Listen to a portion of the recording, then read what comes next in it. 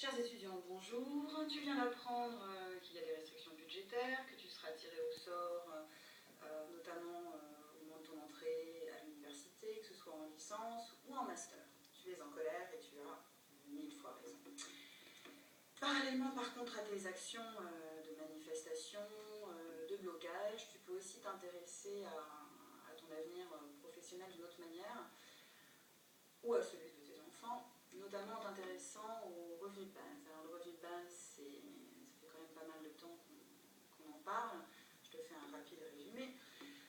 Il s'agit en fait que tu touches, toi et l'ensemble des citoyens de manière inconditionnelle, un revenu, mais tes enfants aussi pourront le toucher. On peut le financer de 4 manières. La première manière, c'est une taxe sur les transactions financières. Cette taxe sur les transactions financières ne peut que t'intéresser, du fait même que les restrictions budgétaires que tu es en train de vivre au sein de ton université sont liées au fait que nous, en tant que citoyens, en 2007-2008, nous avons accepté de payer une crise qui n'était pas la nôtre, de sauver les banques. Deuxième aspect, on va le financer toujours parce qu'on maintient l'impôt sur le revenu, évidemment. Troisième point, on met en place, pourquoi pas, une TVA sociale.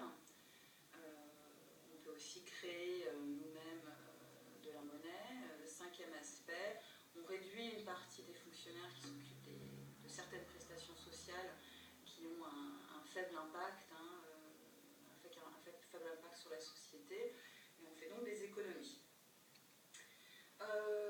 Alors pourquoi c'est intéressant de t'intéresser au revenu de base, même si l'idée peut te paraître un peu farfelue, c'est qu'évidemment, tous les économistes le disent, la croissance, ça fait 30 ans qu'on l'attend, et évidemment, on ne la retrouvera pas. Deuxièmement, elle n'est pas forcément très appréciable au regard des ressources naturelles qui diminuent. Enfin, ce qu'on risque de te proposer, ce sont les basic jobs, qui sont d'une part, qui reviennent au goût du jour d'une part aux États-Unis et qui sont mis en place en Allemagne depuis Schröder. Les basic jobs, c'est simple, c'est le fait que tu sois dans l'obligation d'accepter des emplois faiblement qualifiés et surtout faiblement rémunérés. La notion d'obligation est évidemment importante. Deuxième point essentiel aussi qui fait que ce serait pas mal que tu t'y intéresses, c'est que là tu es en train de lutter contre le fait qu'il y ait une sélection par tirage au sort au sein des universités. Or, il y a une enquête là, de l'APEC qui est sortie il y a un mois qui indique très clairement que les étudiants qui s'en sortent le mieux au niveau de l'emploi, ce sont évidemment les bac plus 5.